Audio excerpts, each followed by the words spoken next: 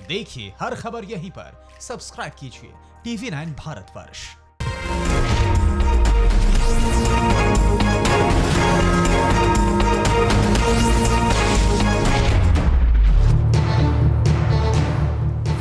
चीन को सर्वशक्तिमान बनना है, उसे दुनिया का दादा कहलाना है, विश्व में दादागिरी करनी है, वर्ल्ड को मुट्ठी में रखना है। पर ड्रैगन ये भूल गया कि उसके सारे सपने, सारी ख्वाहिशें सब मिट्टी में मिल जाएंगे अगर उसने दुनिया को ही अपना दुश्मन बना लिया। नमस्कार, मैं हूं दिनेश गौतम। हमारी अड़ी में आपका स्वागत है। चीन के राष्ट्रपति जिनपिंग की हनक की ऐसी सनक देखने को मिल रही है जो उसे ही तबाह कर सकती है। हर देश को दुश्मन बनाने में जुटा चीन लगता है अब अपनी ही उल्टी गिनती शुरू कर चुका है। अगर उसने एक भी बड़ी गलती की तो ट्रंप, पुतिन, मोदी, मॉरिसन सब तैयार बैठे हैं लाल सुल्तान की हनक, सनक, धमक नेस्त नाबूद करने के लिए। हम आपको चीन वर्सेस वर्ल्ड की कहानी समझाएंगे, चीन के खिलाफ भारत की ताकत दिखाएंगे और यह भी समझाने की कोशिश करेंगे कि पैंगोंग झील में चीन को हिंदुस्तान ने कितनी बड़ी चोट पहुंचाई है। पर उससे पहले इस वक्त की सबसे बड़ी खबर आपको बता देता हूं, और यह है इस वक्त की बड़ी खबर। LAC पर मुंह की खा चुके चीन ने भारत के खिलाफ एक नई साजिश रची है। सूत्रों के माने तो भारत को दहलाने के लिए चीन ने खूंखार आतंकी संगठन अल बदर के साथ बातचीत की है, जो जम्मू कश्मीर में आतंकी गतिविधि को अंजाम दे सकते हैं। इतना ही नहीं, भारत के खिलाफ षड्यंत्र रचने में जुटा चीन अपनी साजिशों से पाकिस्तान को भी शामिल कर रहा है। उसने पाकिस्तान से अपील की है कि जितनी जल्दी हो सके आतंकवादियों का भारी हुजूम ISI भारत भेजे। चीन ने अल बदर आतंकी संगठन को जिंदा करने और उसे बनाए रखने के लिए हर मुमकिन मदद का ऐलान भी किया है। और अब आप इस बात का तसव्वुर करें कि एक तरफ वो UN में सिक्योरिटी काउंसिल में परमानेंट सीट के साथ बैठा हुआ है। वो भी दुर्भाग्य से भारत ने ही किसी वक्त उसकी मदद कर दी, लेकिन UN सिक्योरिटी काउंसिल में बैठकर टेरर के खिलाफ तमाम लड़ाइयां लड़ने की कसम खाने के बाद आज उसको आखिरकार आतंकवादियों में ही पनाह दिखाई दे रही है। अल बदर से लेकर ISI के दूसरे आतंकवादी, उनको हिंदुस्तान में घुसपैठ कराने के लिए कहा जा रहा है और चीन ऐसा कह रहा है। ये बहुत विश्वस्त सूत्र बता रहे हैं। और ये दूसरी बड़ी खबर है जो आपके सामने है। चीन की इसी साजिश वाली हरकतों की वजह से आज दुनिया भर के बड़े मुल्क उसके खिलाफ खड़े हो चुके हैं। अमेरिका, जापान, ऑस्ट्रेलिया, भारत जैसे बड़े देश अब उसे चोट पहुंचाने के लिए तैयार हैं। ऑस्ट्रेलिया ने खुलकर कह दिया है कि चीन के साथ सीमा विवाद में वो भारत के साथ खड़ा हुआ है। चीन को सबक सिखाने के लिए वो तैयार है। प्रधानमंत्री स्कॉट मॉरिसन ने कहा है कि चीन साउथ चाइना सी और ईस्ट चाइना सी में जिस तरीके का आक्रामक रवैया दिखा रहा है और हिंदुस्तान के साथ टेरिटोरियल क्लेम को लेकर जिस तरीके से तनाव बढ़ रहा है, उसे लेकर चीन को सबक सिखाने के लिए अमेरिका के साथ ऑस्ट्रेलिया भी अहम भूमिका निभाएगा। ऑस्ट्रेलिया ने साफ कर दिया है कि दुनिया में सुरक्षा और शांति पहली प्राथमिकता होगी। एक के बाद एक लोगों को अपना दुश्मन बनाने पर तुला हुआ है चीन। आपने देखा किस तरीके से सेनकाकू आइलैंड पर कब्जे के नाम पर उसने जापान को खिलाफ कर लिया। साउथ चाइना सी में एग्रेशन दिखाकर उसने आसियान कंट्रीज को खिलाफ कर लिया। आपने देखा किस तरीके से ताइवान में सिक्योरिटी को लेकर हस्तक्षेप करके उसने USA को खिलाफ कर लिया और किस तरीके से हिंदुस्तान में LAC पर स्टैंड ऑफ के जरिए उसने हिंदुस्तान को प्रोवोक करने की कोशिश की है। और ये पूरी स्थितियां किस तरीके की दुनिया की तरफ इशारा कर रही हैं। फिलहाल जो दुनिया की इस समय बिसात है उसमें कौन सा मोहरा कहां खड़ा हुआ दिखाई दे रहा है, आइए मैं आपको दिखाता हूं। चीन सीमा विवाद को लेकर यह इंफोग्राफिक्स आपको बहुत स्पष्ट रूप से बता देगा कि कौन किधर है और चीन ने इस वक्त अपनी दादागिरी दिखाकर असल में अपने लिए कितनी बड़ी मुसीबत खड़ी की है। अगर आप इस समय देखें भारत और चीन की तरफ कौन किधर खड़ा हुआ है, चीन आपको अकेला दिखाई देगा। यहां चीन अकेला इस वजह से है क्योंकि जिस तरीके की काम उसने किए हैं विस्तारवादी नीति के चलते, जिस तरीके से दूसरों की संपत्ति जमीन को हड़प कर दादागिरी दिखाने की कोशिश की है, दूसरों के यहां इंफ्रास्ट्रक्चर डेवलप करने के नाम पर उन्हें लोन दिया गया, उनके यहां इन्वेस्टमेंट किया गया और फिर उन्हीं देशों को कब्जा करने की नीयत दिखाई है। और समंदर में भी उसने अपनी आक्रामकता दिखाई है। उसके चलते बेशक कुछ लोग अपने इन्वेस्टमेंट, कुछ लोग अपनी इकोनॉमी के चलते टेसिटली, छुपे हुए, गुप्त रूप से उसके साथ खड़े हुए हों, लेकिन अगर स्पष्ट रूप से उसके साथ खड़े होकर उसकी आवाज में आवाज मिलाकर दुनिया से बात करने की नौबत आएगी तो चीन अकेला दिखाई देगा। और उस समय बेशक कूटनीतिक तरीके से ही बेशक गोलमोल बातें करके ही हिंदुस्तान के साथ खड़ा होने की बात हो या स्पष्ट रूप से सीना चौड़ा करके हिंदुस्तान की बातों को सही करने का मादा हो, वो कौन होगा? वो पूरे के पूरे दुनिया के पूरे देश होंगे, क्योंकि गलत को आखिरकार गलत कहना पड़ता है और सही आखिरकार कितने भी संघर्ष का सामना करना पड़े, आखिरकार सही होता है। और अगर आप यहां देखें, अमेरिका खुलकर सामने आ गया है। हांगकांग ने बता दिया है कि उसके ऊपर जिस तरीके की दादागिरी चीन करना चाह रहा है वो बर्दाश्त नहीं करेगा। रूस, उसे मालूम है कि अगर अमेरिका के साथ शक्ति संतुलन करना है तो चीन का साथ जरूरी है, लेकिन अगर उसको चुनना पड़ेगा चीन और भारत में से एक, तो वो भारत के साथ पुराना दोस्त है। और भारत की डिफेंस डील्स अगर आप देखें तो नंबर 1 पर रूस खड़ा हुआ है। रूस कितना पुराना और विश्वस्त साथी है ये बताने की जरूरत नहीं है, हालांकि ये देखना होगा कि मौका पड़ने पर किस कदर खुलकर वो भारत के साथ खुद को दिखाता है, लेकिन भारत के साथ खड़ा उसको भी होना पड़ेगा। ऑस्ट्रेलिया ने साफ कर दिया है, और क्योंकि ये क्वाड के सदस्य हैं, क्वाड मतलब अमेरिका के साथ इधर जापान के बाद इधर आप हिंदुस्तान ले लें और इधर ऑस्ट्रेलिया, ये एक चौहद्दी बनती है, एक चौकोर स्ट्रक्चर बनता है और इसलिए इसे क्वाड कहा जाता है। ये आपस में इंटेलिजेंस भी शेयर करते हैं, ये आपस में एक दूसरे की सिक्योरिटी को लेकर भी कमिटेड हैं। और अगर ऐसा होता है तो जाहिर है आप जापान साथ में खड़ा होगा, दक्षिण कोरिया, उत्तर कोरिया तो साहब चीन के साथ है, वो आगे भी रहेगा। बेशक आप वहां पर उत्तर कोरिया को गिन लीजिए, अकेला मत गिनिए उस मोहरे को, वहां एक उत्तर कोरिया भी मान लीजिए, पाकिस्तान भी मान लीजिए, लेकिन बाकी दुनिया आपको यहां खड़ी हुई दिखाई देगी। दक्षिण कोरिया होगा, जापान होगा, ऑस्ट्रेलिया, स्कॉट मॉरिसन ने कह दिया है कि हमारी भूमिका बहुत अहम होगी। केवल अमेरिका नहीं, मौजूदा स्थितियों को भारत की तरफ से दुनिया के पक्ष में लाने के लिए हम भी प्रतिबद्ध हैं, ऑस्ट्रेलिया ने कह दिया है। ताइवान आप जानते हैं कि किस तरीके से उसने भी आक्रमण और दादागिरी सही है और अब वो भी जवाब देने के मूड में है। और हांगकांग में आपको बता ही चुका हूं। असल में आसियान कंट्रीज पूरी की पूरी ले लें, क्योंकि उसने साउथ चाइना सी में एग्रेशन करके पूरे आसियान को एक तरीके से अपने खिलाफ खड़ा कर लिया है। ऑस्ट्रेलिया के साथ जब ऑस्ट्रेलिया ने यह कहा कि वायरस कहां से आया, इसकी जांच होनी चाहिए, अंदर जाकर पता करना चाहिए कि चीन में एक ऐसे हुआ, वो ऑस्ट्रेलिया के खिलाफ हो गया। अमेरिका जिस तरीके से वो ताइवान के साथ दादागिरी करता है, बहुत पहले से इस बात को लेकर चीन के खिलाफ है और भारत के साथ उसने ये LAC पर स्टैंड ऑफ करके साफ कर दिया है कि वो भारत को भी उकसा रहा है। लेकिन इस उकसाहट के पीछे, इतने सारे फ्रंट्स एक साथ खोल लेने के पीछे उसकी मंशा ये थी कि वो दुनिया में अपनी हेजेमनी दिखा सके, बता सके कि यहां का एकमात्र सर्व स्वीकार्य दादा मैं हूं। लेकिन अब ये उसी के ऊपर बूमरैंग कर सकता है। कैसे? आइए जानते हैं अपने मेहमानों से। मेरे साथ जुड़ रहे हैं खास मेहमान, आइए मैं उनसे आपका परिचय करा देता हूं। बहुत विशेष जानकार इन मामलों के, जो जानते हैं सैन्य सामरिक शक्ति कैसे कहां काम करती है, हिंदुस्तान उसमें कहां क्या चाइना के साथ सिमेट्री में दिखाई दे रहा है, वो भी जो जानते हैं कि वर्ल्ड इक्वेशंस कैसे हैं, कौन सा देश किसके साथ है लेकिन नहीं है, और कौन जो दिख रहा है लेकिन आखिरकार जब नौबत आएगी तो साथ में खड़ा हुआ दिखाई नहीं देगा। इस सब पर चर्चा करेंगे। हमारे साथ जुड़ रहे हैं vice admiral Shekhar Sinha, defence expert, हमारे साथ इस चर्चा में जुड़ रहे हैं। सिन्हा साहब बहुत स्वागत है। एयर वाइस मार्शल कपिल काक साहब ये हमारे साथ जुड़ेंगे। मेजर जनरल GD बख्शी भी हमारे साथ कुछ देर में जुड़ने वाले हैं। अनिल त्रिगुनायत साहब हमारे साथ जुड़ रहे हैं, पूर्व राजनयिक हैं, बहुत स्वागत है त्रिगुनायत साहब। आदित्य राज कौल सीनियर जर्नलिस्ट भी हमारे साथ इस चर्चा का हिस्सा हैं। आदित्य राज कौल खास तौर से ये समझते हैं कि दुनिया में ध्रुवीकरण किस तरीके से होता है, कौन कब किसके साथ खड़ा हुआ नजर आता है, और आज चाइना जो सोच रहा है क्या उसके मंसूबे आने वाले दिनों में सिरे चढ़ते हुए दिखाई देते हैं। आदित्य राज कौल साहब, ये चाइना ने जो कर लिया, ये ग्रेट लीप फॉरवर्ड की तरह ही उसके ऊपर बूमरैंग करेगा, या यहां जो वो करता दिखाई दे रहा है वो उसके हक में भी जा सकता है? देखिए, चाइना का हमेशा से लॉन्ग टर्म प्लानिंग रहा है, तो ये जो स्कर्मिशेस करता रहा है पिछले चंद सालों से नहीं हुआ, ये नई घटना भी नहीं है, लेकिन ये कई सालों से, चाहे चुमार हो, डेपसांग हो, LAC की अगल बगल DBO हो, अलग अलग जगहें हो, चाइना से ये जो भूमिका है बांधी हुई है बहुत टाइम से।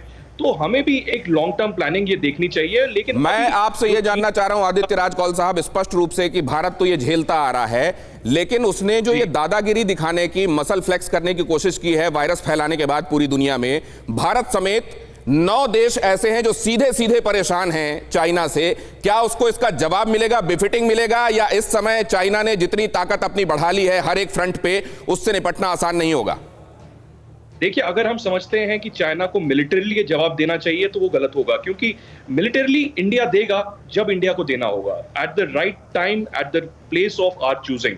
ये तो स्ट्रैटेजिकली देखना पड़ेगा। ये मिलिट्री की बातें हैं, मिलिट्री आमतौर पर पब्लिक में डिस्कस भी नहीं करेगी, लेकिन इंडिया ने जवाब दिया है और जवाब उस रात को 15 जून को भी दिया है और उसके बाद स्ट्रेटेजिकली भी दिया है। जो बहुत संक्षेप में दूसरे तरीके से सवाल पूछता हूं आपसे, क्या चीन के अगेंस्ट वर्ल्ड पोलराइजेशन होने लगा है?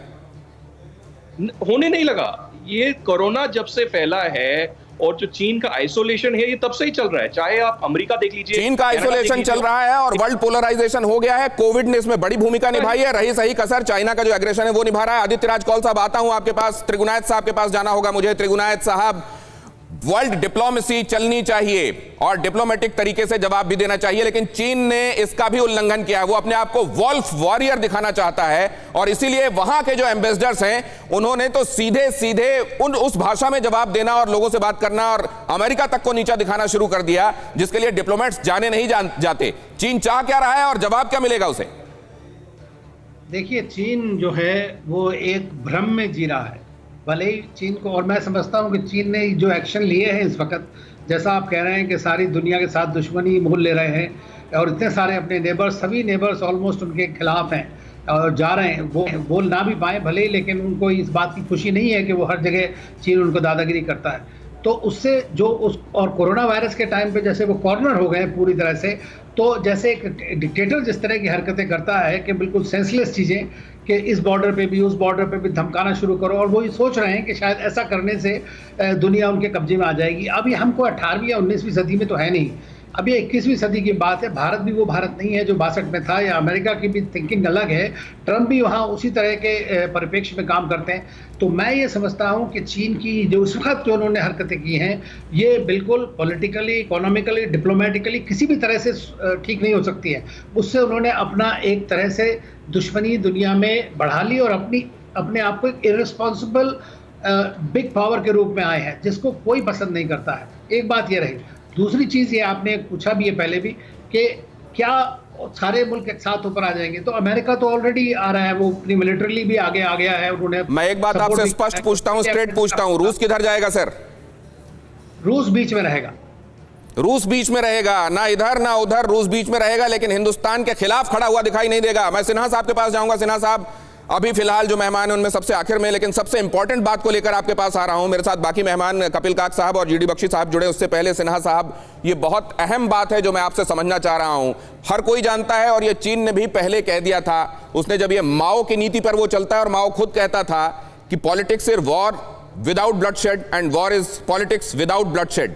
मतलब वो यहां पर क्या चाह रहा है स्टैंड ऑफ के बहाने, ये हम समझ सकते हैं, लेकिन क्या उसको वक्त रहते दुनिया ने टेम नहीं किया, इसलिए उसकी हिमाकत यहां तक पहुंच गई?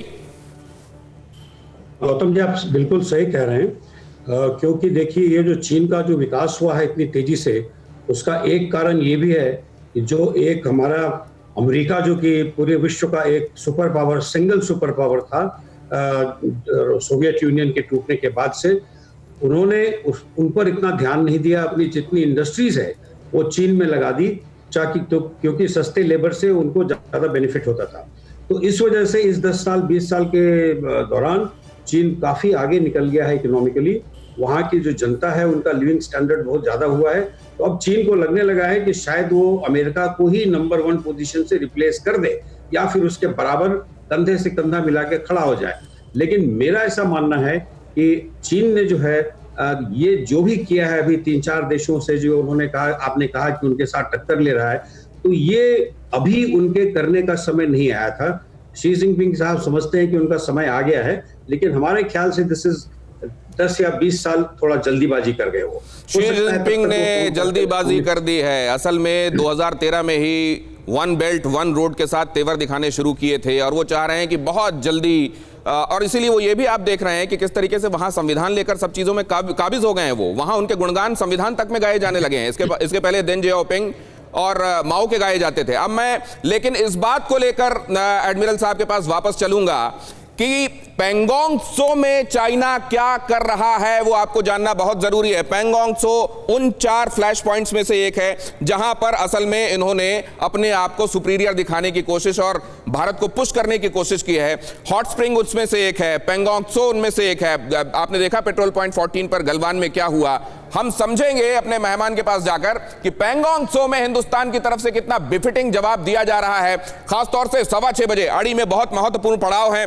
6:15 बजे आप ये देखेंगे कि हिंदुस्तान की सामरिक शक्ति का इजाफा कैसे हो रहा है, और आप ये भी देखेंगे 6:30 बजे कि वो हवा हो या जमीन हो, हिंदुस्तान माकूल जवाब देने का मादा किस कदर रखता है। और सबसे पहले आइए आपको एक और इंफोग्राफिक्स दिखाता हूं और उसके बाद अपने मेहमानों की तरफ चलूंगा। ये समझना बेहद अहम है कि हम तब, जबकि अब आप चीन की तरफ से उकसाया जा रहा है, हम सामरिक ताकत के रूप में कहां खड़े हुए हैं। ये जो आपको उड़ता हुआ कुछ नजर आया, ये बहुत कुछ सामान्य नहीं है, ये है राफेल। राफेल जब फ्रांस से यहां पहुंचेगा, शुरुआत हो गई है, 6 जहाज उसके फाइटर जेट्स यहां पहुंचने वाले हैं, जिसको भारतीय जो लड़ाके हैं वो चलाकर यहां लाएंगे। उनकी वहां ट्रेनिंग भी हो चुकी है और अब 25 तारीख को यह समझा जा रहा है कि वहां से टेक ऑफ करेंगे ये फाइटर जेट्स, और इनका पहला 6 का जत्था हिंदुस्तान पहुंच जाएगा। और यह बहुत बड़ी एज देने वाला है हिंदुस्तान की मारक क्षमता को। यह जो आपको दिखाई दे रहा है, 27 जुलाई को जो पहली खेप पहुंच रही है, इसमें 6 3-3 के ग्रुप्स में पहुंचेंगे और उनके साथ C-70 और IL-76 भी हो सकते हैं, जो कि ट्रांसपोर्ट एयरक्राफ्ट्स हैं, जिसके जरिए रिफ्यूलिंग होगी और अगर जरूरत पड़ेगी तो टेक्नीशियंस और बाकी सपोर्ट स्टाफ भी उसमें मौजूद होगा। 6 विमान अंबाला एयरबेस पर तैनात होने वाले हैं। और अंबाला एयरबेस पर ही क्यों तैनात होने वाले हैं? अंबाला एयरबेस से वो भारत की पश्चिमी सीमा हो या भारत की पूर्वी सीमा, लद्दाख वाला मामला हो या इधर पाकिस्तान से निपटना हो, 200 किलोमीटर की रेंज में जो राफेल यूं तय करता है, वहां राफेल पहुंचेगा और दुश्मन को दिखा देगा उसकी हैसियत। 6 राफेल 3-3 के ग्रुप में मैंने आपको बताया। 2016 में फ्रांस को 36 राफेल का ऑर्डर मिला था, 2022 में 36 के 36 हिंदुस्तान को डिलीवर हो जाएंगे। 100 किलोमीटर के दायरे में टारगेट डिटेक्ट कर सकता है ये जो आपको दिखाई दे रहा है राफेल, इसमें एक कॉकपिट ग्लास का है। इसके अंदर जो पायलट बैठा होगा वो खास तरीके के एवियोनिक्स वाले सूट पहने होगा और ये उसको स्पेशल एज देते हैं। ये जो आपको ट्विन इंजन दिखाई दे रहा है, ये M88 बहुत शक्तिशाली इंजन है और ये 4th जनरेशन फाइटर जेट अभी तक हिंदुस्तान के आसपास इस तरह की ताकत केवल हिंदुस्तान को ही देने वाला है। ये जो आपको विंग दिखाई दे रहे हैं, इसके जो पंख हैं वो डेल्टा विंग्स है, खास तरह की ताकत से लैस हैं। इसमें राडार भी खास है, वो पुराना कन्वेंशनल राडार नहीं है जो इसको एज देता है। और अगर इसमें भारत के हौसलों के साथ, और आपको ये मालूम है कि ये 17 स्क्वाड्रन में आने वाला है हिंदुस्तान के पास, इस पे अगर हिंदुस्तान के हौसले के साथ कोई फाइटर पायलट सवाल है और उसको ये एज मिल जाती है तो आप समझ लें कि वो क्या कर देने वाला है। एयरक्राफ्ट का वजन 24,500 किलोग्राम, लंबाई और ऊंचाई आप देख रहे हैं 10.3 मीटर के आसपास, टॉप स्पीड 1389 किलोमीटर प्रति second, range 3700 kilometre, engine M88 जैसा मैंने आपको बताया, बहुत पावरफुल इंजन जो इसको अचानक वो थ्रस्ट देता है जो देखते ही देखते दुश्मन के हौसलों को नेस्त नाबूद करने की क्षमता रखता है। मैं इसको लेकर वापस अपने डिफेंस एक्सपर्ट्स के पास जाना चाहूंगा। सिन्हा साहब, आपसे ही समझना चाहूंगा मैं कि ये कितना बड़ा डिफरेंशिएटर होने वाला है हिंदुस्तान की ताकत में। ये एक बहुत बड़ी शक्ति का हमारे पास इजाफा हो जाएगा और जैसा कि आपने बताया कि जिस हवाई अड्डे पे उसको रखा जाएगा, ऐसी जगह पे रखा जाएगा कि वो दोनों ही हमारे जो एडवर्सरी हैं जिनसे हमारा रिलेशन खराब है मिलिटरीली, उनके महत्वपूर्ण ठिकानों तक उसकी पहुंच होगी। सबसे बड़ी बात यह है कि भारतवर्ष जो है करीब आज 10 साल 15 साल से जिसको कहते हैं कि 2 फ्रंट वॉर, 2 सीमाओं पर विवाद और लड़ाई का इनको आभास है और हमारी तैयारी उस समय से इसी प्रकार से चल रही है कि हमें 2 एडवर्सरीज के साथ हमें एक साथ मुकाबला करना होगा। तो वो जम्मू कश्मीर और लद्दाख और उसके थोड़ा ऊपर देखें आप काराकोरम पास और उधर अगर आप देखें गिलगित बाल्टिस्तान, तो ये एक ऐसी जगह है जहां से कि चीन और पाकिस्तान दोनों ही आके एक जगह मिलते हैं। तो इसलिए इसका महत्व जो है इस हवाई जहाज का महत्व बहुत ज्यादा है। इसमें बहुत सारे वेपन्स कैरी किया जा सकता है, स्ट्रेटेजिक वेपन भी किया जा सकता है अगर ऐसा समय आ गया। और जीडी बख्शी साहब का ये अंदाज मुझको बहुत अच्छा लगा। वो क्या चबा रहे हैं मुझे मालूम नहीं, लेकिन ये जो आश्वासन आप देख रहे हैं इस चेहरे में, ये जो आर्मी का आश्वासन है और ये हिंदुस्तान का आश्वासन है, वो इतने निश्चिंत दिखाई दे रहे हैं, मालूम चने खाते हुए या काजू खाते हुए, मुझे नहीं मालूम वो क्या खा रहे हैं, लेकिन ये आश्वासन जो आपके चेहरे से जीडी बख्शी साहब दिखाई दे रहा है, हिंदुस्तान को इस पर नाज है। कपिल काक साहब भी मेरे साथ जुड़ गए हैं क्या, मुझे आप बताइएगा। लेकिन मैं इसको लेकर जीडी बख्शी साहब के पास चलूंगा। जीडी बख्शी साहब, राफेल को देखकर चीन की थरथराहट, क्योंकि मुझे ये मालूम है कि उनके पास जो चेंगडू नाम का एक फाइटर जेट है, या उन्होंने J-20 जो अभी तक बनाया है वो J-20 ऑपरेशनल नहीं है, उनके पास शेनयांग है और चेंगडू है। ये उनकी ताकत वर्सेस हमारे पास अब राफेल, कौन सुपीरियर दिखाई दे रहा है आसमान में? देखिए, राफेल 4.5 जनरेशन का फाइटर है, one of the best in the class. और जो हमने फाइटर कंपटीशन किया था जिसमें MiG-35, F-16, F-18, टाइफून वगैरह थे, उसमें ये सबसे अव्वल आया था। और ये दुनिया का मार्के का फाइटर, कॉम्बैट टेस्टेड फाइटर है। इसमें meteor beyond visual range missile है जो 150 किलोमीटर की रेंज पे ही दुश्मन के जहाज को पिकअप करके निस्तनाभूत कर देगा, ध्वस्त कर देगा। मीटियोर से अच्छा दूसरा बियॉन्ड विजुअल रेंज मिसाइल आजकल किसी एयरक्राफ्ट में है ही नहीं। ना F-16, ना चाइना का Su-27, ना चाइना का Su-30, या उसका जो डेरिवेटिव है J-11, ना जो F-16 का डेरिवेटिव इजरायली लाइवी फाइटर का J-10, कोई इसका मुकाबला नहीं कर सकता। कपिल काक साहब भी हमारे साथ जुड़ रहे हैं। काक साहब, मैं ये समझना चाह रहा हूं, हम ये कंपेयर कर रहे थे कि जब आसमान में सुपीरियरिटी की बात आती है चाइना के साथ, अगर हम खुद को कंपेयर करें तो कितनी सिमेट्री या कितनी सुपीरियरिटी आपको दिखाई दे रही है, खासतौर से तब जबकि राफेल अब हमारी ताकत का हिस्सा होने वाला है? नहीं, राफेल ने तो काफी बदलाव लाया है। जैसे अभी मेरे मित्रों ने बात की थी कि इसकी इतनी खासियत जो है, मिसाइल कैपेबिलिटी की बात की है 4.5 जनरेशन की, मैं दोहराना नहीं चाह रहा हूँ कि, मगर ये अगर हम देखें पावर एसिमेट्री, जो वायु शक्ति की एसिमेट्री जो है इस क्षेत्र में ऑपरेट करने के लिए, वो हमारी एडवांटेज में है।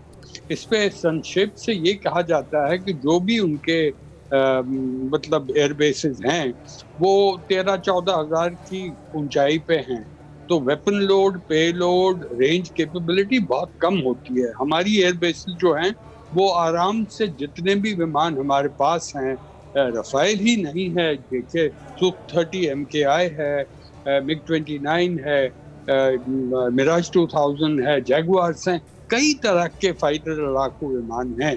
मगर खासियत ये है कि अगर इस्तेमाल कब करना हो, अगर इस्तेमाल कुछ महीनों में, 1 महीने में करना है, तो मीटियोर एक काफ़ी बदलाव ला सकता है। कि जैसे मेरे मित्रों ने कहा है, इसकी मीटियोर मिसाइल जो है सारे विश्व में सबसे आला दर्जे की मिसाइल है। वो आपको दर्शकों को समझाने की इसकी बहुत आवश्यकता है। आजकल जो लड़ाकू विमानों का कॉम्बैट, जो जंग आसमान में होती है, जितने भी हजारों फीट की ऊंचाई पे हो, उस पे देखते हैं कि जो पहले देखता है वो मारता है। और इस मिसाइल का जो रेंज है, जो आपका जो रेडार है, वो इतना पावरफुल रेडार है कि 140-150 किलोमीटर पे वो कई तरह के विमान देखेगा, ट्रैक करेगा, स्कैन करेगा और उसके बाद मिसाइल लॉन्च करेगा। और मिसाइल की जो रेंज जो है, जिस पे वो दूसरे लड़ाकू विमान को, हमारे दुश्मन के लड़ाकू विमानों को मार गिराएगा, वो 130-140 किलोमीटर पे हो सकता है। तो मतलब वो तो आपको देख ही नहीं पाएगा कि जब वो आसमान पे गिरेगा। ये सबसे बड़ी जो काबिलियत है, जैसे मेरे मित्र ने पहले कहा है, इतने साल लगे, मगर हमने जो विमान ढूंढ पाया है, निकाला है, सिलेक्ट किया है, और अब इस महीने के एंड पे हमारे 4 या शायद 6 विमान आएंगे। सारा साजो सामान हमारे पास है, पायलट ट्रेंड हैं।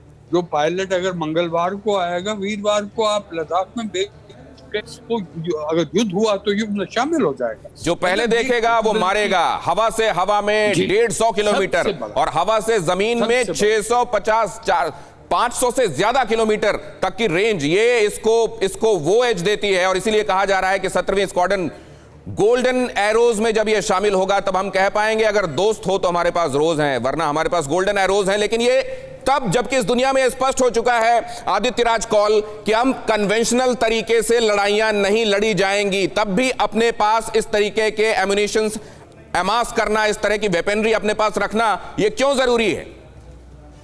देखिए, कंपैरिजन तो हमेशा रहता है और हमेशा से ये अटकलें आपने देखा होगा, प्रोपेगेंडा जो चीन करता है अपनी स्टेट मीडिया से कि उनकी ज्यादा अहमियत है, चीन ज्यादा सुपीरियर है, जो कि सच्चाई नहीं है। जैसे कि एक्सपर्ट्स ने कहा, जीडी बख्शी साहब ने कहा, कपिल काक साहब ने कहा, इंडिया की एयर वॉरफेयर में उस कैपेबिलिटी से बहुत ज्यादा है। और आपने जैसे बात की कि किस तरह का वॉरफेयर होता है, आपने ये बुलेटिन की शुरुआत ही की कि कैसे अल बदर को एक्टिवेट किया जा रहा है, और वही सच्चाई है। ये इंटेलिजेंस के सूत्रों से अब पता चल रहा है कि चीन जो है, जो इंडिया के कदम अब पड़ रहे हैं, उससे लड़खड़ा रहा है, उससे तिलमिला उठा है, और चीन अब सोच रहा है कि पाकिस्तान के साथ मिलके एक प्रॉक्सी वॉर जो पिछले 30 दशक से कश्मीर में चल रहा है। बहुत इंपॉर्टेंट बात कही है आपने आदित्य राज कौल की, डेस्परेशन की आप आतंकियों के शरण में जाने लगे, ये बताता है कि आप कितने कमजोर या कितने मजबूत हैं। जीडी बख्शी साहब के पास इसको लेकर मैं जाऊंगा। जीडी बख्शी साहब, अल बदर की शरण में चीन जा रहा है, आईएसआई के सामने हाथ जोड़ रहा है, घुसपैठ कराओ, जम्मू कश्मीर में स्थिरता फैलाओ, मतलब उसको मालूम है कि वो जो अपनी ताकत का दंभ लेकर सामने खड़ा हुआ है, असल में वो अंदर से खोखला है। देखिए, बिल्कुल हम बड़ी देर से ये कह रहे हैं कि ये वो चीन की फौज नहीं है जिसने 1962 में हमको जो है मात दी थी। ये फौज में और भारत की फौज जो आजकल है, जमीन आसमान का फर्क है, क्योंकि हमारी फौज कॉम्बैट टेस्टेड है। लगातार 1962 के बाद हमने 1965 का बड़ा युद्ध लड़ा, फिर हमने 1971 का ट्राई सर्विस युद्ध लड़ा, जो कि एक टेक्स्ट बुक कैंपेन है, दुनिया में पढ़ा जाता है। पाकिस्तान के 2 टुकड़े कर दिए थे हमारी फौजों ने। जीडी बख्शी साहब, एक बात और मैं समझना चाहूंगा, आपको रोक रहा हूं, माफ कीजिए, लेकिन ये आप ही इनपुट दे सकते हैं। कपिल साहब के पास भी इसको लेकर मैं जाऊंगा बाद में, कि ये जो कहा जाता है कि चाइना के पास, खास तौर से जब हम राफेल के संदर्भ में सुपीरियरिटी की बात कर रहे हैं, उसने जो अपने यहां जेट्स बनाए हैं या लाए हैं, वो असल में या तो कॉपी किए हुए हैं या उतने बढ़िया नहीं है जो हमारे पास ताकत है। क्या ये बात स्थापित है? कम से कम अगर आप समंदर का, आकाश का हम कंपैरिजन कर रहे हैं, समंदर की तरफ हम जाएंगे। देखिए, चाइना को बिल्कुल कॉपिंग की आदत है। उसने रूस से Su-27 फाइटर लिए और उसको जो है J-11 बना दिया, और रूस वाले बेचारे रो रहे हैं कि हमारी इंटेलेक्चुअल प्रॉपर्टी स्टील कर ली। इजराइल से के साथ मिलके जो लावी फाइटर का डिजाइन था, जो कि F-16 का डिजाइन है, उसे कॉपी करके J-10 बनाया है। ये दोनों जहाज लड़ाई में टेस्ट नहीं हुए हैं, पहली बार टेस्ट होंगे, और झटके भी लग सकते हैं। जो एक्सपेक्टेड परफॉर्मेंस और जो एक्चुअल कॉम्बैट परफॉर्मेंस है, जो J-20 उसका जो so called 5th generation fighter है, वो कोई तिब्बत में नहीं, कोई शिनजियांग में नहीं, ना ही उसके लिए वो तो J-20 के बारे में कहा जा रहा है सर कि वो असल में तो अभी तक ऑपरेशनल ही नहीं है, लेकिन J-20 का हल्ला बनाया हुआ है उसने। इसको लेकर काक साहब के पास में जाना चाहूंगा। काक साहब, ये कहा जा रहा है कि उसने या तो सुखोई को कॉपी करके अपने यहां कुछ बनाया है, या फिर F सीरीज के जो विमान है उसको F-16 को कॉपी करके कुछ बनाया, और J-20 जो 5th जनरेशन वो कहता है, वो तो असल में ऑपरेशनल ही नहीं है। तो फिर ये किस बात का ब्लफ खेल रहा है वो? नहीं, ये प्रोपेगेंडा वॉर जो है, साइकोलॉजिकल वॉर या इंफॉर्मेशन वॉर कही जाती है, प्रोपेगेंडा उस पर एक उसका एक बहुत ही अहम हिस्सा है। तो हमें इस प्रोपेगेंडा को काउंटर प्रोपेगेंडा से स्पष्ट रूप से सारे विश्व को कोई ऐसी तरह की गलत संकेत नहीं दे सकता है। J-10 जो है वो F-16 का कॉपी है, और लावी फाइटर का भी एक तरीके का मिला जुला विमान है। उसकी जो मिसाइल कैपेबिलिटी है वो ठीक तरह से मालूम भी नहीं लोगों को, मगर कमजोर है। जहां तक J-11 है, जो कि सुखोई 30 MK उनका है, वो Su-27 से डेवलप किया गया है, उसकी मिसाइल लॉन्च करने के लिए दूसरा विमान की जरूरत पड़ती है। वो एक विमान टारगेट को लाइट करेगा और दूसरा विमान टारगेट पर मिसाइल लगाएगा। ये तो पिछले 30 साल जैसे कॉम्बैट की बात कर रहे हैं। जहां तक J-20 और J-30 की बात है, वो डेवलपमेंट स्टेज पे हैं, वो यहाँ आएंगे। J-20 डेवलपमेंट स्टेज पर है, बाकी सारे कॉपी किए हुए हैं। और क्या होगा अगर जंग होती है तो अंजाम तो इस पर तय करता है, इस पर मुनहसर होता है कि आपकी नीयत कैसी है, राम पैदल थे, रावण रथ पर चढ़ा हुआ था, उसके बाद रावण का क्या अंजाम हुआ। लेकिन मैं सिन्हा साहब के पास इसको लेकर चलूंगा। सिन्हा साहब, क्या पूरी दुनिया ये समझ रही है, ये हथियारों की होड़ कोविड के समय पहले दुनिया को पस्त करके अपनी मसल फ्लेक्स करने की है उसकी आदत, क्या चीन को अब वो विलेन है, इस बात को वो भी रीइंफोर्स कर रहा है क्या सिन्हा साहब? देखिए, इसमें तो कोई शक नहीं कि उन्होंने जो समय चुना है, जो जैसा मैंने पहले कहा, वो उन्होंने 10-20 साल पहले ये काम कर दिया, ये समझ कर कि वो अभी वर्ल्ड के नंबर 1 हो गए हैं। लेकिन ये आपको बता दूं कि ये चीन जो है उसको अपना लड़ाई का सारा जो मामला है, सारा जो उनका वाणिज्य है, वो ज्यादातर उनका हाइड्रोकार्बन जो है वो इंडियन ओशन के ऊपर से ही जाता है, और इंडियन ओशन के गल्फ से करीब 60% उनके ऑयल की इंपोर्ट होती है। उसी तरह से कुछ ऑयल इनके अफ्रीकन कॉन्टिनेंट और साउथ अमेरिकन कंट्रीज से आती हैं। और दूसरी बड़ी चीज है जो कि वेपन बनाने में, कार्ट्रिज बनाने में कॉपर की, तांबे की जरूरत बहुत होती है, तो वो करीब 58% तांबा उनका इसी एरिया से आता है। दुनिया तो से लड़कर आप दुनिया पर राज नहीं कर सकते, ये सिन्हा साहब की बातों का सार संक्षेप है। लेकिन क्या ये चीन को समझ में आएगा?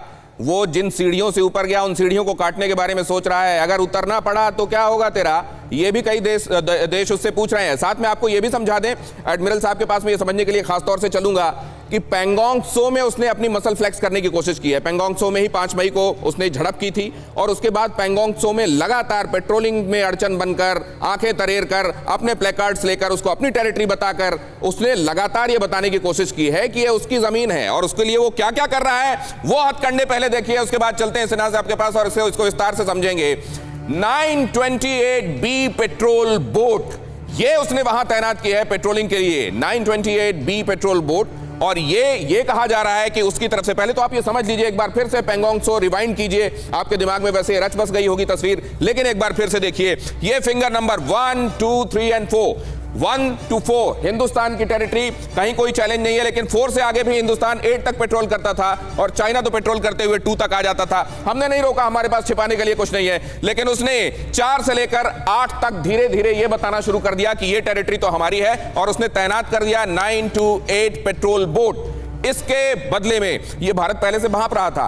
भारत के जो सीनियर ऑफिसर्स हैं उन्होंने पहले ही पैंगोंग त्सो का सितंबर में ही दौरा करके बात समझ ली थी कि ऐसा कुछ कर सकता है चीन, लिहाजा उन्होंने भी अपनी तरफ से स्टील हल स्पेशल बोट्स वहां भेजी हैं, जिनके बारे में यह बताया जा रहा है कि वो C-70 से, जो कि हैवी लिफ्टिंग कर सकता है, उसके जरिए वहां पर ले जाई जा रही हैं और वहां पर तैनात की जा रही हैं। इसका इंजन बहुत पावरफुल है, इसमें स्पेशल कैपेबिलिटीज हैं, और इसका जो जासूसी करने वाला इसका जो तकनीकी क्षमता है वो बहुत बड़ी है, उसको भी हम आपको दिखा रहे हैं। वो उधर देखिए 928B पेट्रोल बोट, जिसके बारे में देखिए आप, यहां से उसने शुरू किया और वो जा रहे हैं फिंगर 2 तक। यहां तक पेट्रोल वो कर रहे हैं क्योंकि उनको जमीनी रास्ते में रोका जा रहा है। और इधर से हिंदुस्तान ने अब अपनी स्पेशल बोट्स, पेट्रोलिंग बोट्स तैनात की हैं, जिनका स्टील हल है, जैसा मैंने आपको बताया, स्पेशल सिस्टम्स उसमें लगे हुए हैं, एक्स्ट्रा कैपेबिलिटी है उनमें। और अब हिंदुस्तान ने भी बता दिया है कि वहां अगर तुम अपनी ताकत का इजाफा करोगे तो हम भी इसमें पीछे नहीं रहने वाले हैं। एडमिरल साहब, मैं ये जानना चाहता हूं आपसे कि ये 928B के लिए भारत ने जो जवाब दिया है, ये कितना तगड़ा है, कितना कारआमद है? सिन्हा साहब, बहुत ही शक्तिशाली बोट है, आप बिल्कुल ठीक कह रहे हैं, और ये उनके बोट के टक्कर में ये ज़्यादा स्ट्रॉन्ग है और ज़्यादा मजबूत है। बट उसके पहले मैं एक चीज़ बता दूं दर्शकों के लिए कि ये जो हमारा बाउंड्री लाइन है चीन और हमारे बीच, वो कहीं मार्क्ड नहीं है, और करीब 23 ऐसे जगह हैं जहाँ पे कि हमारे परसेप्शंस डिफरेंट हैं, क्योंकि चीन ने आज तक मैकमोहन लाइन को माना ही नहीं है, जिस लाइन के हिसाब पर भारतवर्ष का नक्शा बना है। तो इसमें पैंगोंग त्सो में 2/3 हिस्सा जो है वो चीन के सीमा के अंदर आता है, और 1/3 हमारे सीमा के अंदर में आता है। लेकिन आप मानेंगे कि पानी के ऊपर या फिर वहाँ पहाड़ के ऊपर कोई मार्किंग नहीं है। तो हम जो है फिंगर 8 तक जाते हैं बोट की सहायता से या पैदल सेना की सहायता से पेट्रोलिंग करने के लिए, क्योंकि हमारा मानना है कि फिंगर 8 तक हमारी सीमा है, लेकिन चीन का ऐसा मानना है कि वो फिंगर 4 तक उनकी सीमा है। तो आप देखेंगे कि इस 4 से 8 के बीच में ये दोनों ही लोग पेट्रोल करते हैं। तो कभी कभी ये पेट्रोल एक दूसरे के आमने सामने जब आते हैं, जब दो देश के ट्रूप्स जो है, जो आर्मी के लोग हैं, अगर एक दूसरे के सामने खड़े हों तो कुछ न कुछ हाथापाई होना तो आवश्यक ही है, क्योंकि वो है ही वहां। इसलिए अब क्या किया उन्होंने, अब उन्होंने फिंगर 4 तक आकर उन्होंने अपना एक अड्डा बना लिया है और वहां पर उन्होंने बड़े लोगों को भर दिया। सर, ये जनरली क्या होता था, यहाँ पानी के जरिए पेट्रोलिंग होती थी? जनरली ज्यादा पेट्रोलिंग किससे होती थी, पानी के जरिए होती थी या फुट पेट्रोलिंग होती थी? नहीं, फुट पेट्रोलिंग भी होती थी। वो किनारे किनारे पहाड़ों के ऊपर नीचे जाकर फिंगर 8 तक हमारे जवान जाते थे। तो इसने अभी क्या बैंक्स पर और फिंगर्स पर, दोनों तरफ के जो किनारे हैं झील के, उस पर और वो जो फिंगर्स हैं उस पर अपना दावा जताना शुरू किया और इसीलिए 928B को वहां तैनात करके पानी में भी ये दिखाने की कोशिश की है कि यहां भी हम सुपीरियर हैं। बिल्कुल ठीक कह रहे हैं गौतम जी। ये जो है हमारी सेना जो है, पैदल सेना जो हमारी इन्फेंट्री है, वो बिल्कुल फिंगर 8 तक मार्च करती हुई जाती थी। कभी कभी उन्हें काफी ऊपर नीचे जाना पड़ता था। लेकिन अब क्या किया है कि अगर वो चीन वाले नंबर 4 के आगे इनको नहीं जाने देते हैं तो इसका मतलब है कि वो जो पैदल जो जाते थे फिंगर 8 तक किनारे किनारे, वो अब नहीं हो पाएगा, नहीं करने दे रहे हैं। तो अब इन्हें वो पहाड़ों के ऊपर चढ़ के फिर नीचे जाकर फिर ऊपर जाके, समझिए सर, तो हमने उसके जवाब में जो बताया जा रहा है कि C-70 से हमने लिफ्ट किया है अपने स्पेशल वेसल्स को, जिनका स्टील हल है, जिसमें एक्स्ट्रा कैपेबिलिटीज हैं, जिसका इंजन बहुत स्ट्रांग है और जिसमें यह भी बताया जा रहा है कि इसमें जो सर्विलांस टेक्नोलॉजी इस्तेमाल की जाती है वो बहुत स्टेट ऑफ द आर्ट है। हमने उसके जवाब में जो तैनात किया है वो 21 है या 20 देखते हैं आप? ये बिल्कुल 21 है। और आपको ये भी बता दें कि हमारी फौज 21 नहीं 20 के विरुद्ध 22 है। और ये इसलिए वहां रखा गया है कि कल अगर ऐसी नौबत आ गई कि हमें उनको वहां से बल प्रयोग करके निकालना पड़ेगा, तो मेरे मन में कोई डाउट नहीं है। और हमारे बड़े 2 बुजुर्ग हमारे सीनियर्स बैठे हुए हैं, शायद वो जीडी बख्शी साहब की तरफ आपका इशारा, उनके पास मैं जाऊंगा। तीसरी बैठक हो चुकी है कमांडिंग ऑफिसर्स के बीच में और ये कहा जा रहा है कि डिसएंगेज किया जाएगा, डिएस्केलेट किया जाएगा, लेकिन साथ में वहां 928B ये अपनी पेट्रोल बोट स्पेशल उतारना, बख्शी साहब कह कुछ और रहा है बातचीत में, कर कुछ और रहा है, हिंदुस्तान इसको समझ रहा है। देखिए, जहां तक चीन का सवाल है, ट्रस्ट तो हमारा पहले भी बहुत कम था और जो रहा सहा ट्रस्ट है वो 15-16 की रात को जमीन के नीचे।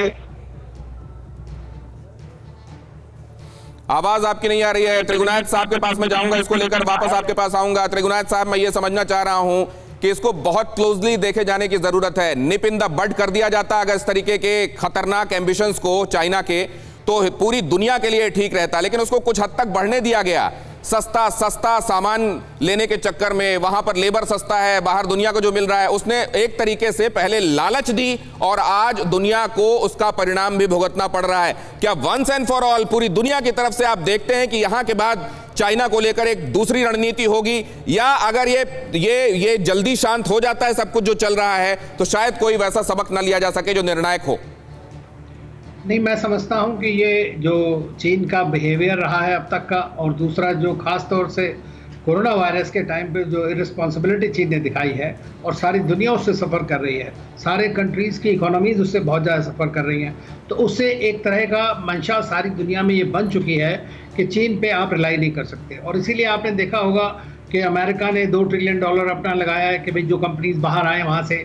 जापान ने $2 बिलियन अलग से दिया है। सारे कंट्रीज कोशिश कर रहे हैं, खासतौर से वेस्टर्न कंट्रीज, कि उनकी कंपनीज वहाँ से डाइवर्सिफाई करें अपना रिस्क। तो इसका मतलब है कि उनका वहाँ पे जो अब तक फेथ था, ये जरूर सच बात है कि अमेरिका के चलते या वेस्टर्न कंट्रीज के चलते जो चीन की माली हालत है, जो आज वो नंबर 2 पावर बना हुआ दुनिया का, नंबर 1 इकोनॉमी बन सकता है फ्यूचर में, वो इसी वजह से। सर, एक बात आपसे समझना चाहता हूं, बहुत इंपॉर्टेंट है, लोग भी वो जानना चाहते हैं। रूस जो है उसके बारे में कहा जाता है कि इतना बड़ा मुल्क है, लेकिन उसकी जो जनसंख्या है वो पाकिस्तान की जनसंख्या के बराबर है। ऐसे में अपनी बाउंड्रीज की सुरक्षा करना और खासतौर से चीन से लगने वाली सीमा का सुरक्षा का जो उसका कंसर्न है, इसलिए वो चीन को छेड़ना नहीं चाहता। इसलिए अमेरिका के साथ बैलेंसिंग के लिए चीन उसका इस्तेमाल करता है, रूस को अपने साथ मिलाकर। लेकिन क्या रूस को दिखाई नहीं दे रहा है कि अपने साथ बाकी पड़ोसियों के साथ वो क्या करता रहा है, और क्या कालांतर में रूस को भी वो भुगतना नहीं पड़ेगा? देखिए, 2 चीजें हैं इसमें आपको देखनी पड़ेंगी कि रूस एक दुनिया का सबसे बड़ा देश है जहां तक है एरिया का सवाल। 1/7 of the world is Russia today, अब उसको अगर अपनी सीमाओं की प्रॉब्लम तो है ही है उनकी, लेकिन उनके पास भी टेक्नोलॉजी है, वो लोग भी काफ़ी अपना सब तरह से कर सकते हैं, लेकिन फिजिकल मैन पावर उनके पास कम है। इसीलिए जैसे आपने देखा होगा कि जो फार ईस्टर्न फोरम, इकोनॉमिक फोरम हुआ था, प्रधानमंत्री भी गए थे हमारे इस बार वहाँ पर, उस एरिया में वो चाहता है, वहाँ पे चीन जो है सबसे ज़्यादा लोग उनके साथ में वो है, लेकिन चीन का बेनतहा इन्वेस्टमेंट वहाँ पे है, हर फील्ड में चीन का इन्वेस्टमेंट है। और एक चीज़ आप ध्यान रखें कि चीन और रूस के संबंध जो है काफ़ी स्ट्रेटेजिक कॉपरेशन है, और जैसा आपने मेंशन किया दिनेश जी के अमेरिका की वजह से, क्योंकि अमेरिकन फॉरेन पॉलिसी काफ़ी बदली है और वो रशिया के खिलाफ होती जा रही है, तो अकेले रशिया आज की डेट में हाइपर पावर अमेरिका का सामना नहीं कर पाया, तो उसको चाहे यूएन सिक्योरिटी काउंसिल हो या रीजनल मिशंस हो, उन सब के लिए पॉलिटिकली रशिया भी चीन का इस्तेमाल करता है, क्योंकि चीन एक इकोनॉमिक पावर है और ग्रोइंग पावर है। रशिया इस वक्त में जो है भले ही एक स्ट्रॉन्ग पावर है, बिना उसके कोई काम नहीं हो सकता है, लेकिन वो दो मिलकर के इस तरह कंट्रोल करने की कोशिश करते हैं। दूसरा, आप जितनी भी चीज़ देखेंगे कि वेस्टर्न कंट्रीज ने हमेशा से कोशिश किया है कि एक तरह की पैरिटी बना के रखें, और वो कोशिश कर रहा था। ट्रंप ने शुरू में जब आए थे तो ये था कि शायद कि ट्रंप और पुतिन की मुलाकात होने के बाद शायद अमेरिका रूस के संबंध अगर ठीक हो जाते तो ये सिचुएशन नहीं आ पाती।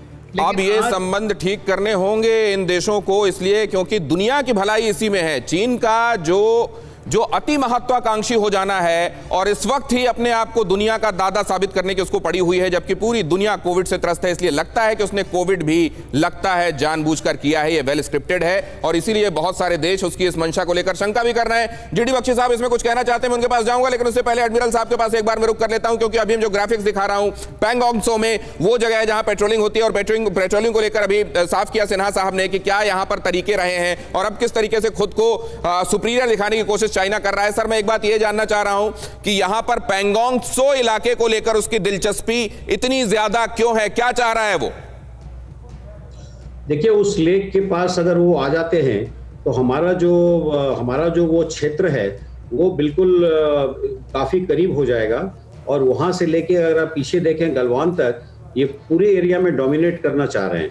तो उसका फाइनली जो है उनका एम सर, ये जो पूरा एक चीज और मैं समझना चाहता हूं आपसे कि ये जो 4 पॉइंट्स जिसका जिक्र हम लोग करते हैं, ये जो 1557 किलोमीटर के आसपास लद्दाख की जो बाउंड्री है पूरी, ये जो फ्रंटियर है, यहां पर क्या हमने भी ये आइडेंटिफाई कर लिया कि यहां चीन ज्यादा दिलचस्पी दिखा रहा है, और ये क्या पहले ही हमने देख लिया था उसके यहां पर एग्रेसिव होने से पहले?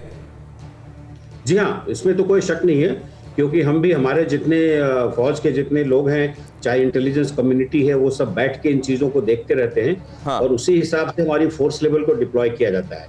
तो एक बात मैं यही बताना चाहूँगा कि ये जो आप पहले कह रहे थे कि क्या हम देखते रहे, उनको फिंगर 4 तक आने दिया, तो देखिए हमारा कंट्री एक डेमोक्रेसी है, हम एक सभ्य कंट्री हैं, और हमने हमारे जो बॉर्डर डिस्प्यूट को सॉल्व करने के लिए जो बातचीत चल रही है हमारे NSA और वहाँ के फॉरेन मिनिस्टर के बीच में, तो हम उसका इंतजार कर रहे हैं। और इसी इंतजार, ये आपने कमाल की बात कही है सिन्हा सर कि आपको नेक होने की, अच्छा होने की भी कीमत इस दुनिया में चुकानी पड़ती है। अगर आपने नेक होना तय किया है, सदाशय होना तय किया, अगर आपने तय किया है कि आप लोकतंत्र होंगे और टोटलिटेरियन ताकत से आपका सामना हो रहा है, तो आपको उसकी कीमत भी देनी पड़ती है, लेकिन आखिरकार जीत आपकी होती है, इसमें कोई दो राय नहीं है। इसीलिए मुंडक उपनिषद कहता है सत्यमेव जयते। लेकिन जीडी बख्शी साहब, क्या रूस को भी यह बात समझनी होगी कि चीन आज नहीं तो कल रूस के लिए भी गले की फांस बनेगा? क्या ये रूस समझ रहा होगा? देखिए साहब, एक चीनी जर्नल ने कुछ साल पहले पूरी टाइमलाइन बनाई थी कि किस कंट्री को कब धूल चटानी है, कब हमला करना है। वो ताइवान से शुरू करके फिर वियतनाम, फिर भारत, फिर जापान, और आखिरी में रूस भी उसकी टारगेट लिस्ट में है। और रूस भी जानता है कि चीन की आंखें साइबेरिया की जो खाली जगह है, बिल्कुल जहां चीन की इतनी ज्यादा आबादी वहां घुसेड़ सकता है, वहां के रिसोर्सेज ले सकता है, ललचाई नजरें चीन की वहां भी टिकी हैं। और अभी भी जब उसने कोरोना का एक्सपोर्ट किया दुनिया को, अपने दोस्त रूस को नहीं बख्शा, बिल्कुल नहीं बख्शा साहब। और आप बिल्कुल सही कह रहे हैं कि अगर आप हाइंडसाइट में देखें कि ये जो चीन के आक्रामक तेवर कोविड के बाद, दे शो फॉर नॉलेज, कि उसको पता था कि उनके बायोलॉजिकल साइंटिस्ट कोविड फैलाने वाले हैं दुनिया में, चीनी फौजें जिसका फायदा उठाएंगी। अब चाहे एक्सीडेंटल रिलीज बोलिए वुहान में या एक्सीडेंटल रिलीज तो हम तब बोलते हैं ना सर, जब उसके बाद ये फॉलो ना हो रहा होता, उसके बाद के कॉन्सिक्वेंसेज ये ना होते जो अभी देख रहे हैं हम। आदित्य राज कौल साहब, क्या इसके बाद भी दुनिया को कोई डाउट रह गया? उसने खुद इस बात पर स्टैंप लगा दिया है कि जो कुछ हुआ वो अचानक नहीं हुआ, वो एक्सीडेंट नहीं था, वो जानबूझकर लिखी गई एक किताब का एक पन्ना है जिसमें आखिरकार आखिरी पन्ने में वो खुद को दुनिया का दादा दिखाना चाहता है। देखिए दिनेश, ये जो चाइना का हेजमनी स्टाइल है, ये हेजमनी डिक्लेयर करने का साउथ एशिया और साउथ ईस्ट एशिया में ये एक्सपोज हो चुका है।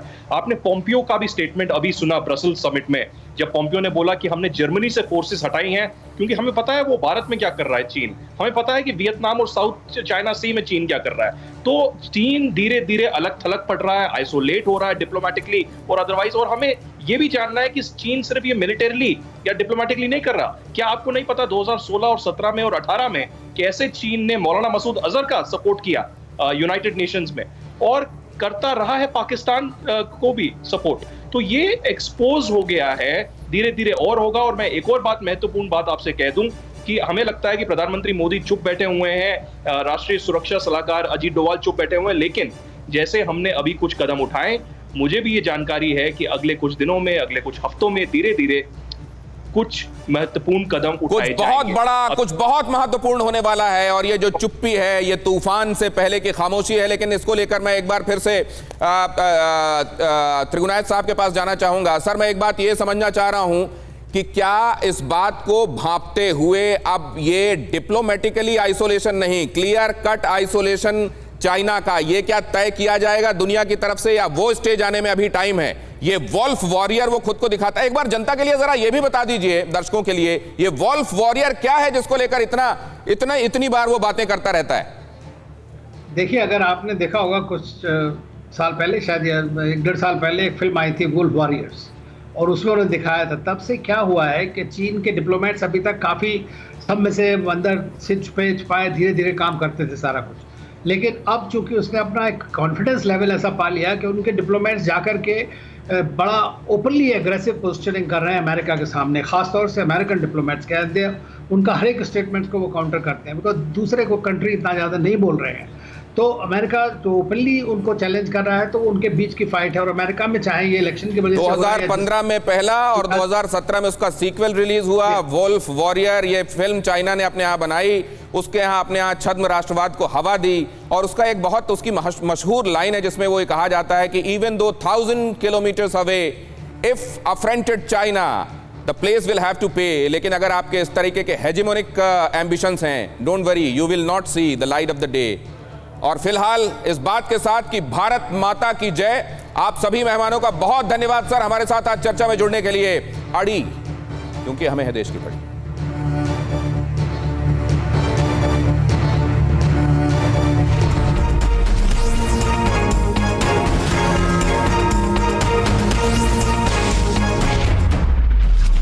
न्यूज टॉप 9 रोज सुबह 7 बजे और शाम 7 बजे सिर्फ TV9 भारतवर्ष पर।